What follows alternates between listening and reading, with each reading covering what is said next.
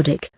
Bonjour, pour ce nouveau reportage, Nordic TV vous emmène à Arson pour la fête du biathlon. Mais avant cela, générique.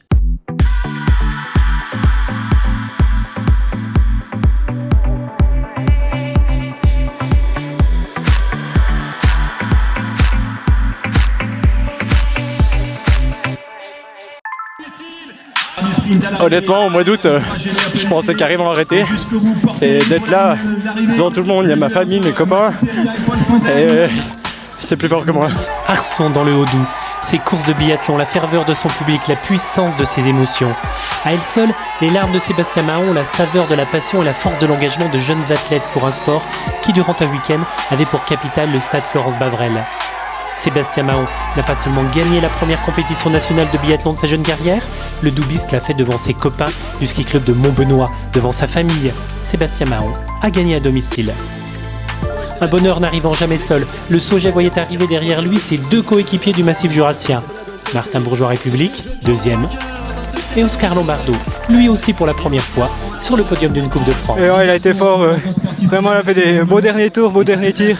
Non, là, moi, je pouvais pas beaucoup rivaliser. Et bah aujourd'hui, ça fait plaisir. Ouais, j'ai fait un beau tir parce qu'Emilien revenait très très fort derrière. C'est juste magnifique.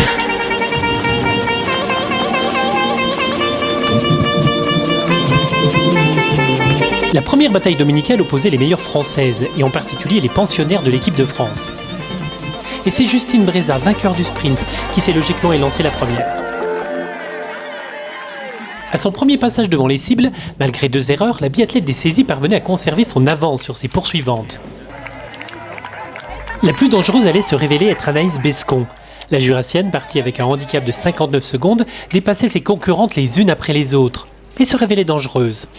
C'est au deuxième coucher qu'il y eut renversement de situation. Bescon réussissait un second sans faute, Breza s'en allait tourner sur la note pénalité.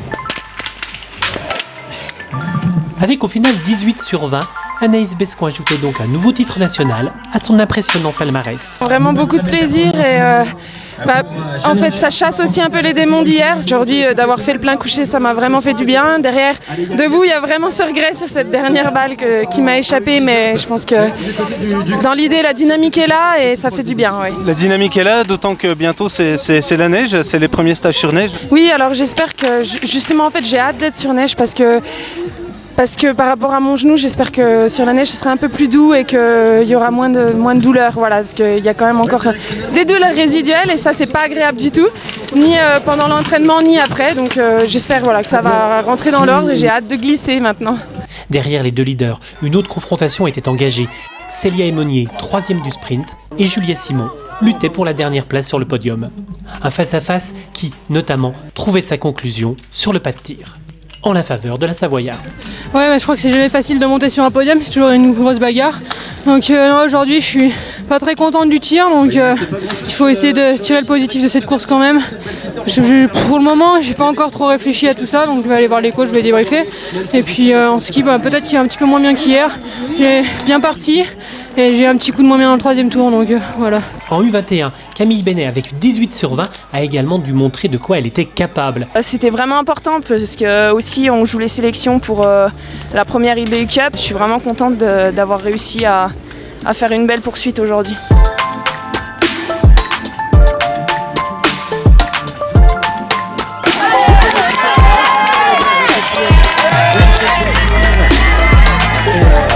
Suspense. La relève du biathlon tricolore n'a pas déçu les spectateurs qui avaient pris place tout au long du parcours.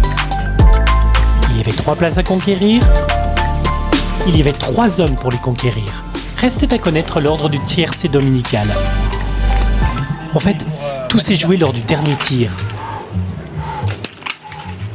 En tête, jusqu'aux 3/4 de la course, Mathieu Garcia a ouvert la porte à ses poursuivants. Le Dauphinois a alors vu la victoire lui glisser entre les doigts pour 2 balles perdues. Ouais, c'était des tirs qui étaient très importants. Malheureusement, j'avais donné quand même pas mal sur la piste, donc j'avais les jambes qui étaient un peu éprouvées, ça tremblait beaucoup. Et à l'avant du canon, ça bougeait aussi pas mal. C'était des tirs au mental, j'ai pas l'habitude de tirer avec aussi peu de stabilité, mais ça a quand même limité la casse. Ça n'a pas suffi pour aller chercher la gagne aujourd'hui, c'est ce que je voulais. Mais bon, ça reste des courses d'été. Voilà, je repars d'ici avec beaucoup de confiance et des belles courses à la clé sur lesquelles je peux m'appuyer pour la suite. Contraint de parcourir 2 tours de pénalité supplémentaires, tout comme Éric Perrault, 3e de la poursuite, Mathieu Garça regardait le Mont-Blanais Jacques Geffry rejoindre la ligne d'arrivée, victorieux. Une ovation pour Jacques Geffry. Alors, je suis super content. Ça fait longtemps que je cherche une victoire sur une course nationale et l'avoir aujourd'hui sur une compétition U19, c'est absolument énorme. Avec un public comme ce qu'on a aujourd'hui, c'est magique de gagner devant un public comme ça. C'était le moment qu'attendait Arson. Simon Détieux allait-il doubler la mise après sa victoire sur le sprint? Martin Fourcade, parti à 32 secondes après le biathlète d'Hauteville, allait-il l'en empêcher? Et quant à Fillon-Maillet, quelle allait être sa réaction sur ces terres jurassiennes? Simon Détieux a rapidement fait la différence. Dès le premier tir, couché d'ailleurs. Avec 2 fautes, le quintuple médaillé olympique perdait lui du terrain. Tout comme Fillon-Maillet. Cela faisait les affaires d'un 4e homme, le dauphinois Émilien Jacquelin, auteur d'un 5 sur 5 de bon augure.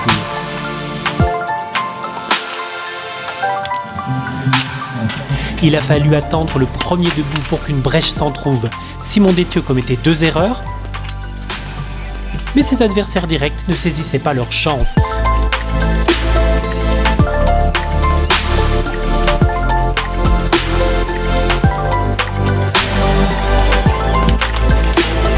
Ne restait plus au biathlète de là qu'à terminer le travail. Ouais, rien n'était gagné jusqu'à la fin parce que finalement tout peut arriver même avec un petit peu d'avance. Donc content d'aujourd'hui. Je m'attendais pas à ça à la base. Je pensais qu'on se retrouvait longtemps avec Quentin et que d'autres pourraient revenir. Et finalement, tout seul devant, voilà, c'est un scénario différent mais bien sympa aussi. Martin Fourcade, 2e du jour, signait un 18 sur 20 réconfortant. Mais il aurait aimé quitter le Haut-Doubs avec un autre ressenti sur la piste. C'est dur sur les skis, alors j'arrive à sortir des belles choses au niveau du tir, mais je me bagarre au niveau du ski et c'est pas super agréable, c'est pas les sensations que j'aime. J'ai été habitué à être porté sur l'avant et là c'est des courses où je dois être tout le temps en retenue, dès que je fournis un effort, j'arrive pas à en récupérer derrière. Donc pour l'instant, de ce point de vue-là, c'est pas un week-end super rassurant. Voilà, après il faut faire avec, j'ai une bonne semaine de break la semaine prochaine. Et on va tenter d'en profiter.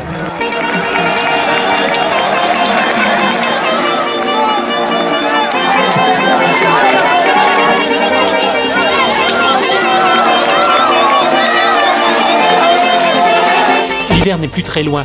Une nouvelle fois, Arson aura tenu ses promesses.